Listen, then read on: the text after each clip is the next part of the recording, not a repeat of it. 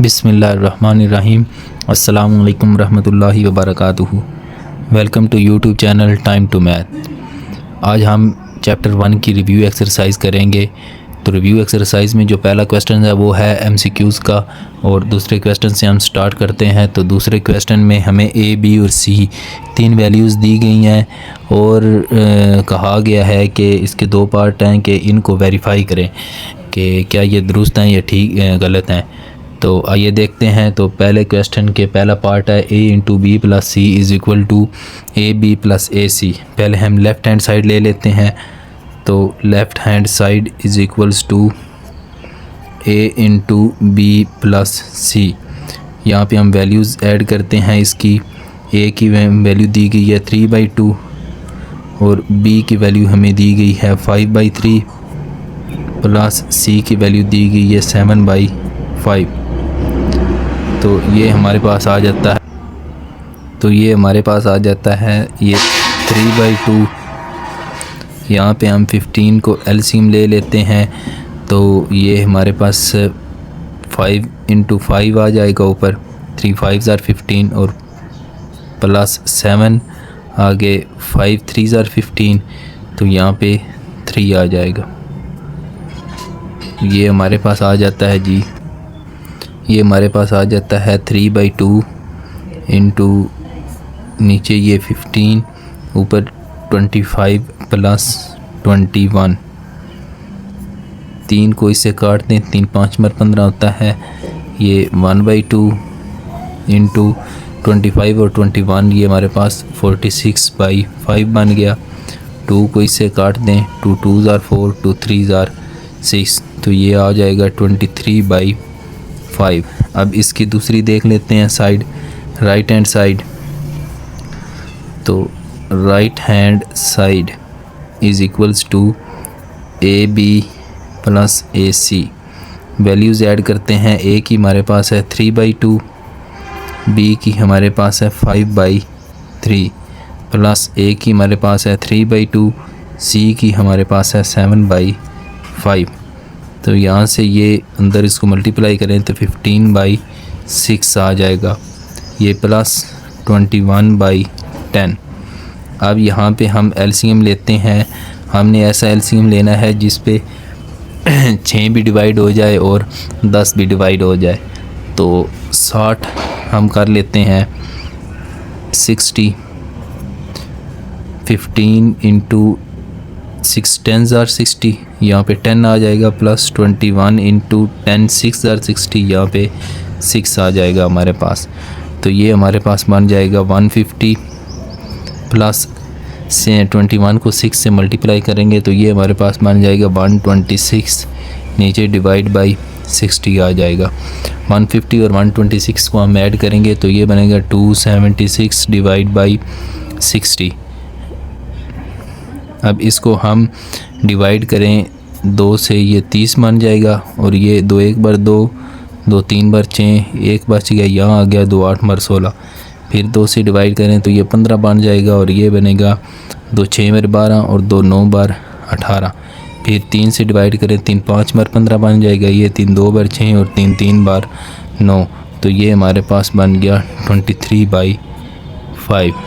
तो जैसे कि हम देखते हैं कि ये लेफ़्ट हैंड साइड और ये राइट हैंड साइड हमारे पास इक्वल्स आ गई। तो हैंस ये हमारे पास प्रूव हो गया कि right hand side is equal to left hand side. ये हमने वेरीफाई कर लिया, प्रूव्ड हो गया। यहाँ पे हमारा क्वेश्चन नंबर 1 का पार्ट 1 कंप्लीट हो गया।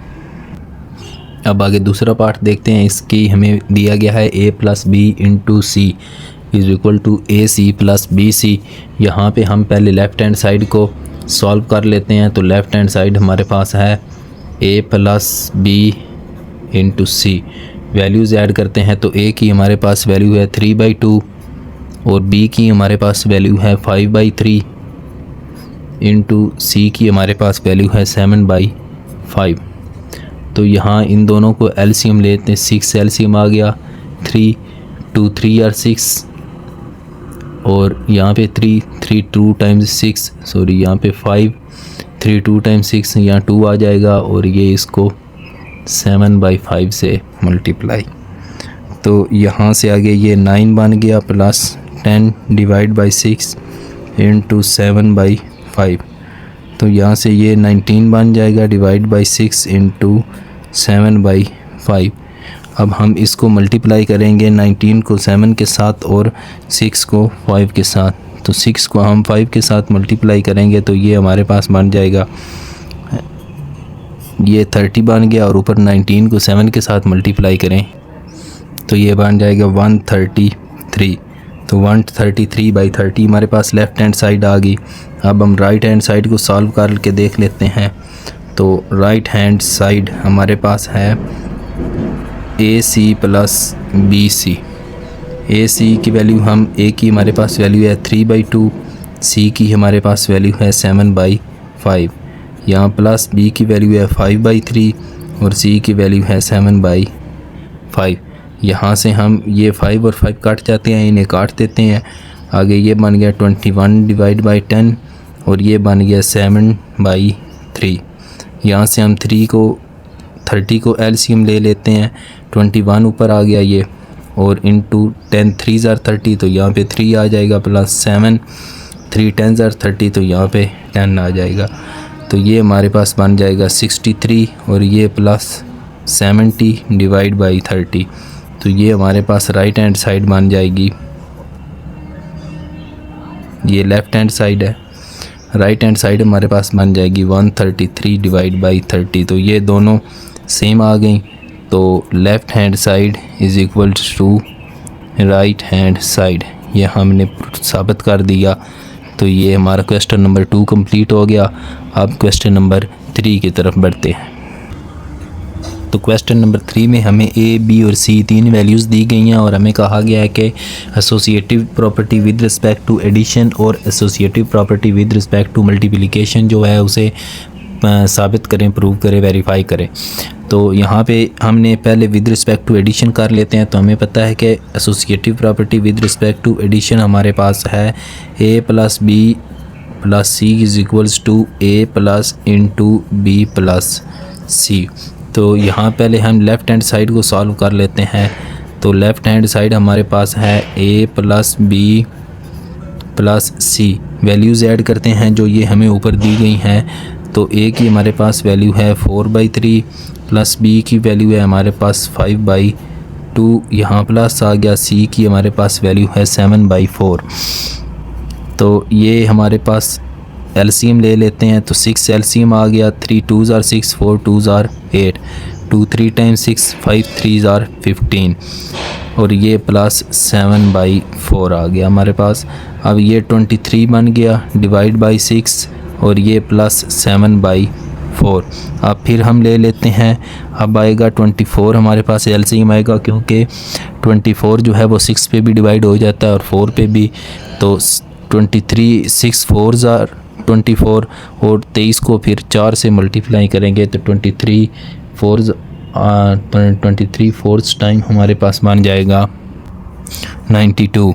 तो ये 92 बन गया। 4 6 24 और 7 को 6 से मल्टीप्लाई करेंगे तो ये हमारे पास बन जाएगा 42। तो 92 और 42 को हम ऐड कर देंगे तो ये बन जाएगा 134 और ये डिवाइड बाई 24। अब हम इसको 2 से डिवाइड करें तो 2 6 और ये हमारे पास बन जाएगा 2 7 ज़ार 14 और यहाँ नीचे 12। तो ये आ गया 67 डिवाइड बाई 12, हमारे पास लेफ़्ट हैंड साइड आ गई। अब हम राइट हैंड साइड देखते हैं। तो राइट हैंड साइड हमारे पास थी A plus into B plus C। तो यहाँ पे A की वैल्यू है 4/3 प्लस B प्लस C यानी 5/2 प्लस 7/4। अब लेफ़्ट हैंड साइड में पहले हमने इन दोनों को सॉल्व किया था और फिर इस जो आंसर आया था उसको इसके साथ। अब राइट हैंड साइड में पहले इन दोनों को सॉल्व करेंगे और जो आंसर आएगा उसको इसके साथ सिंप्लीफाई करेंगे। इसको एज इट इज़ लिखते हैं और अंदर इन्हें सॉल्व करते हैं। तो इसका 4 हम LCM आ जाएगा, 2 2s और 4 और 5 2 टाइम्स 10 और यहाँ पे 7। तो ये 4/3 प्लस 17/4 आ जाएगा। यहाँ पे 12 LCM आ गया, 3 4s टाइम 12 और 4 4s आर 16 प्लस 4 3 टाइम्स 12 और 7 को 3 से मल्टीप्लाई करेंगे तो हमारे पास 51 आ जाएगा। इन दोनों को ऐड करेंगे तो ये 67/12। तो राइट हैंड साइड हमारे पास आ जाएगी ये, और लेफ़्ट हैंड साइड ये थी, दोनों सेम है। तो इसका मतलब है कि associative property with respect to addition जो है वो होल्ड करती है जो हमें वैल्यूज़ दी गई है उनमें। तो left hand side is equals to right hand side, ये प्रूव्ड हो गया। अब with associative property with respect to multiplication हम देखते हैं। तो associative property with respect to multiplication हमारे पास है AB into C is equal to A into BC। तो पहले हम लेफ़्ट हैंड साइड को देख लेते हैं। लेफ़्ट हैंड साइड है हमारे पास AB into C which is equals to, अगर हम वैल्यूज़ को ऐड करते हैं तो हमारे पास A की वैल्यू है 4/3 मल्टीप्लाई बाई B की वैल्यू है हमारे पास 5/2 और C की हमारे पास वैल्यू है 7/4। तो ये हमारे पास मान जाएगा 2 1s are 2 2 2s are 4। इन दोनों को सॉल्व कर लिया, ये बन गया 10/3 और ये मल्टीप्लाई बाई 7/4। अब मज़ीद इन दोनों को कर लेते हैं। 2 2s are 4 2 5s are 12 10, 7 को 5 से मल्टीप्लाई करेंगे तो 35 और 3 को 2 से करेंगे तो 6। ये हमारे पास 35/6 लेफ़्ट हैंड साइड आ गई। अब हम राइट हैंड साइड देखते हैं। तो राइट हैंड साइड हमारे पास है A इंटू BC। पहले इन दोनों को सॉल्व करेंगे। A की हमारे पास वैल्यू है 4/3, B की हमारे पास वैल्यू है 5/2 मल्टीप्लाई बाई 7/4। ये 4/3 आ गया और ये 35 डिवाइड बाई 8 आ गया। अब इन दोनों को सॉल्व करते हैं तो 4 1s are 4 4 2s are 8, तो ये ऊपर 35 आ गया और 3 2 टाइम्स 6 आ गया। ये हमारे पास राइट हैंड साइड आ गई। लेफ़्ट हैंड साइड और राइट हैंड साइड सेम हो गई। तो इसका मतलब ये है कि विद रिस्पेक्ट टू मल्टीप्लिकेशन भी होल्ड करती है एसोसिएटिव प्रॉपर्टी। तो यहाँ पे हमारा सवाल नंबर 3 जो है वो कंप्लीट हो गया। सवाल नंबर 4 में हमसे पूछा गया है कि 0 एक रैशनल नंबर है। क्या 0 एक रैशनल नंबर है, एक्सप्लेन करें। अब जैसे एक्सरसाइज शुरू करने से पहले हमने रैशनल और इरेशनल नंबर के बारे में पढ़ा था पहली वीडियो में। तो उसमें मैंने ये बताया था कि 0 एक रैशनल नंबर है, कैसे वो भी बताया था।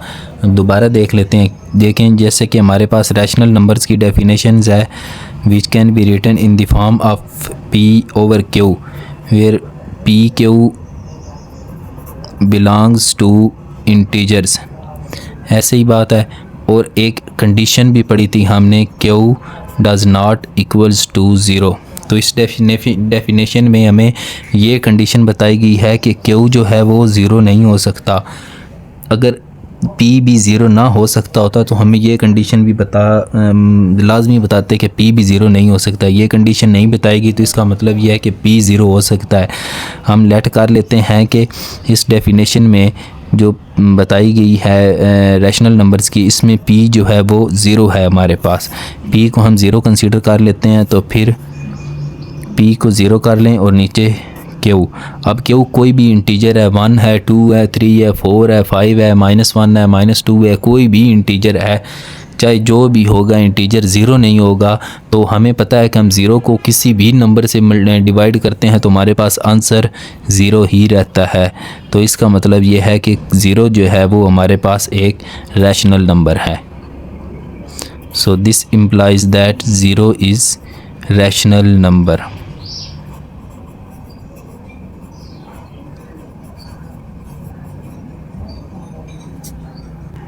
तो आगे क्वेश्चन नंबर 5 है। क्वेश्चन नंबर 5 में हमें कहा गया है कि ट्रिकोटोमी प्रॉपर्टी जो है रियल नंबर्स की उसको लिखें, उसको स्टेट करें। तो हमने पीछे पढ़ा था प्रॉपर्टीज़ जो है हमारी पीछे बुक्स में दी गई थी, उसमें हम रियल नंबर्स की ट्रिकोटोमी प्रॉपर्टी को फाइंड करेंगे। तो वो हमारे पास है A/B belongs to real numbers either EITHER either A is equals to B or A greater than B or A less than B.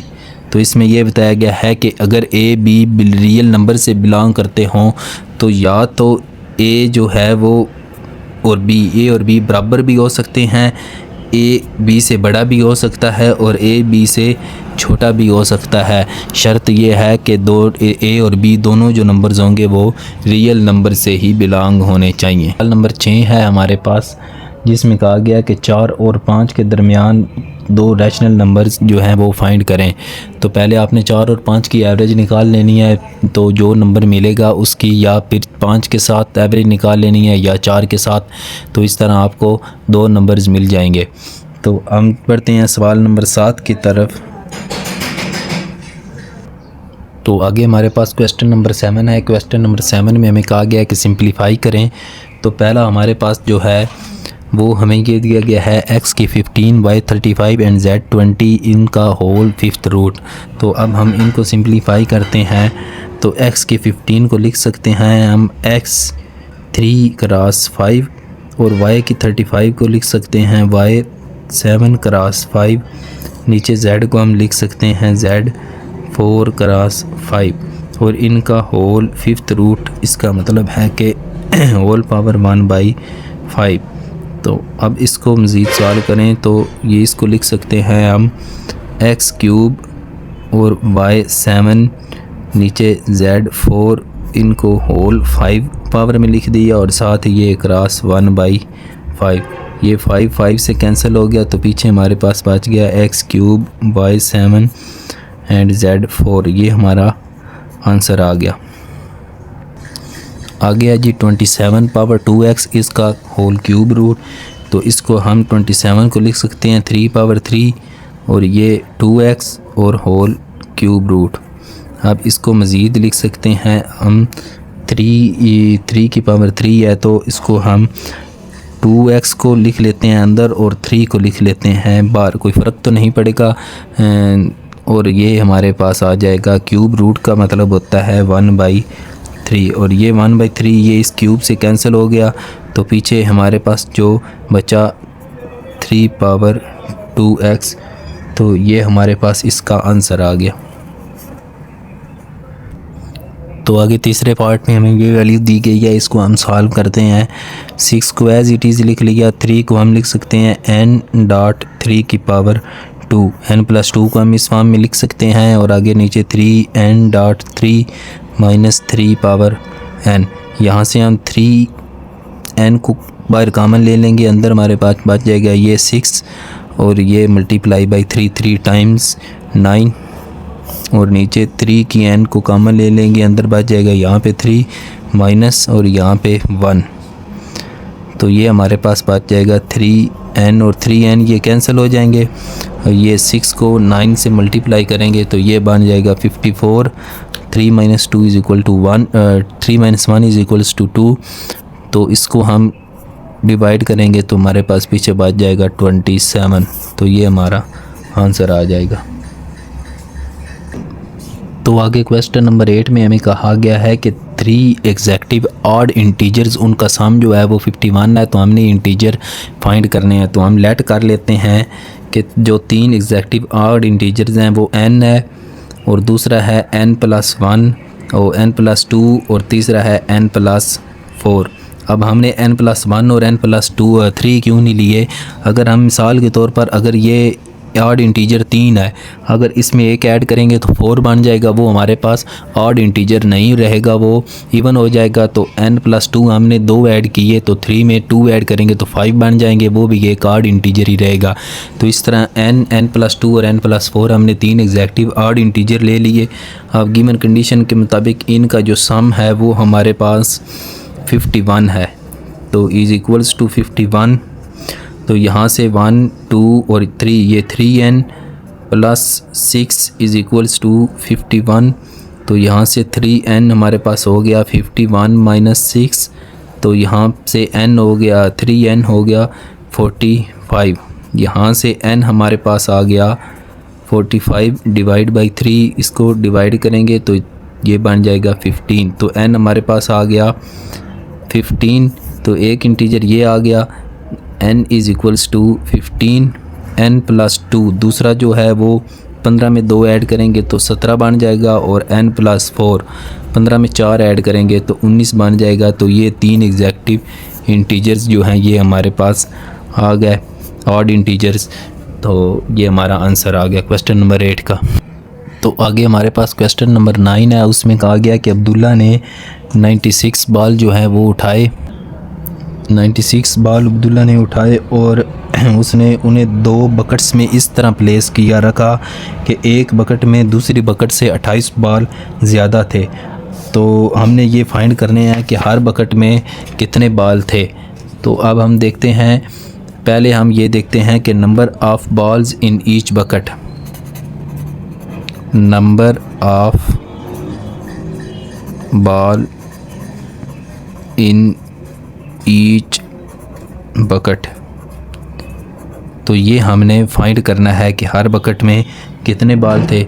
तो पहले हम देखते हैं कि सपोज़ लेट कर लेते हैं कि बकेट 1 में जो हमारे पास बॉल हैं वो हैं x बॉल्स, और बकेट 2 में जैसा कि हमें बताया गया है कि दूसरी बकेट में पहली बकेट से 28 बॉल ज़्यादा थे, तो दूसरी बकेट में हमारे पास जो बॉल्स आ जाएंगे वो हो जाएंगे x+28। तो अब हमने टोटल नंबर ऑफ़ बॉल्स देखते हैं, टोटल नंबर ऑफ़ बॉल कितने बन गए हमारे पास। तो टोटल नंबर ऑफ़ बॉल्स हमारे पास बन गया x+28। ये हमारे पास टोटल नंबर ऑफ़ बॉल्स हमारे पास 96 हैं। दोनों बकेट्स के हमने बॉल्स को ऐड किया, एक बकेट के ये और एक बकेट के ये, दोनों बॉल्स को हमने ऐड किया तो हमें बताए गए थे टोटल नंबर ऑफ़ बॉल्स हमारे पास 96 थे। तो बकेट 1 में हमारे पास x बॉल हैं और बकेट 2 में बकेट 1 से 28 ज़्यादा हैं। तो ये हमारे पास x+x+28, ये हमारे पास बन गया 2x+28 = 96। यहाँ से हम 28 को इस साइड ले आएंगे तो 96 - 28 हो जाएगा। तो ये 2x = 96 में से 28 को निकाल देंगे तो पीछे हमारे पास बन जाएगा 68 रह जाएगा। तो यहाँ से x हमारे पास आ जाएगा 68 / 2 विच इज़ इक्वल्स टू 34। तो x हमारे पास आ गया 34। तो अब हमें पता चल गया कि हमारे पास बकेट 1 में 34 बॉल्स थे। तो बकेट 1 = x बॉल्स और x = 34। तो बकेट 1 में 34 बॉल थे और बकेट 2 में थे x+28, 34 + 28 which is equals to 62। तो ये हमारा आंसर आ गया। दोनों बकेट्स में कितने बॉल थे हमें पता चल गया, बकेट 1 में थे 34 और बकेट 2 में 62। तो आगे क्वेश्चन नंबर 10 है। क्वेश्चन नंबर 10 में हमें कहा गया है कि सलमा ने एक बैंक में 3,50,000 रुपये इन्वेस्ट किए थे, जिससे बैंक की तरफ से पर एनम उसे 29/4% जो है वो 29/4% रेट पे प्रॉफिट, सिंपल प्रॉफिट मिल रहा था। तो पहले 2 साल उसे ये मिला, तो फिर पहले 2 साल के बाद उसका जो प्रॉफिट रेट है वो 8% तक इंक्रीज़ हो गया। तो हमने 7 साल के इख्तिताम तक उसे कितना प्रॉफिट मिला ये फाइंड करना है। तो हमारे पास जो प्रिंसिपल अमाउंट दी गई है वो है प्रिंसिपल अमाउंट यानी P = 350, 3,50,000 रुपये हमें दिए गए हैं। तो पहले हम देखते हैं, हम इसको 2 हिस्सों में डिवाइड कर लेते हैं। पहले हिस्से में जो है हम पहले 2 साल का इंटरेस्ट उसने कितना कमाया वो मालूम करते हैं, और दूसरे हिस्से में हम फिर अगले 5 साल उसने कितना इंटरेस्ट कमाया वो हम मालूम करते हैं। तो इन दी एंड हमें मिल जाएगा कि उसने 7 सालों में कितना इंटरेस्ट कमाया। तो पहले हम देखते हैं कि interest for first 2 years, interest for first 2 years. तो पहले 2 सालों का उसका कितना इंटरेस्ट था। तो रेट है हमारे पास, इंटरेस्ट रेट जो था पहले 2 सालों में वो उसका था रेट, यानी कि R is equals to 71/4% which is equals to 29/4% which is equals to 7.25%। तो टाइम ड्यूरेशन है हमारे पास, time is equals to T, वो है हमारे पास 2 ईयर्स। तो सिंपल इंटरेस्ट हमने फाइंड करना है, तो सिंपल इंटरेस्ट का हमारे पास फार्मूला है, simple interest is equals to P cross R cross T divide by 100। तो P यानी कि प्रिंसिपल अमाउंट हमारे पास है 350 और R हमारे पास रेट 7.25 और T हमारे पास टाइम विच इज़ 2 ईयर्स और ये डिवाइड बाई 100। अब इनको हम सॉल्व करेंगे तो हमारे पास बन जाएगा 50,750। तो ये हमारे पास सिंपल इंटरेस्ट आ गया, इसे हम SI1 कह लेते हैं। ये हमारे पास पहले 2 सालों का आ गया। तो अब हम नेक्स्ट 5 ईयर्स, अगले जो 5 साल हैं उनका इंटरेस्ट फाइंड करते हैं। Interest for next 5 years. तो हमें बताया गया है कि जो इंटरेस्ट रेट था वो अगले 5 सालों में, यानी 2 सालों के बाद उसका जो रेट था वो 8% तक इंक्रीज़ हो गया था। तो अब रेट हमारे पास होगा इंटरेस्ट रेट 8% और टाइम यानी ड्यूरेशन जो है वो हमारे पास अब हो जाएगी 5 ईयर्स, क्योंकि हम 5 सालों का फाइंड कर रहे हैं। तो अब सिंपल इंटरेस्ट जो है वो नेक्स्ट 5 ईयर्स के लिए हमारे पास हो जाएगा P cross R cross T divide by 100। तो P यानी प्रिंसिपल अमाउंट वो हमारे पास ये पहले वाली ही रहेगी 350 और R रेट हमारे पास अब हो गया 8% और टाइम अब हो गया 5 ईयर्स डिवाइड बाई 100। तो ये हमारे पास आ जाएगा 1,40,000। तो इसे हम कह लेते हैं SI2। तो अब उसने जो अगले 5 सालों में इंटरेस्ट कमाया, अगले 5 सालों में उसने जो प्रॉफिट कमाई वो थी 1,40,000 रुपये।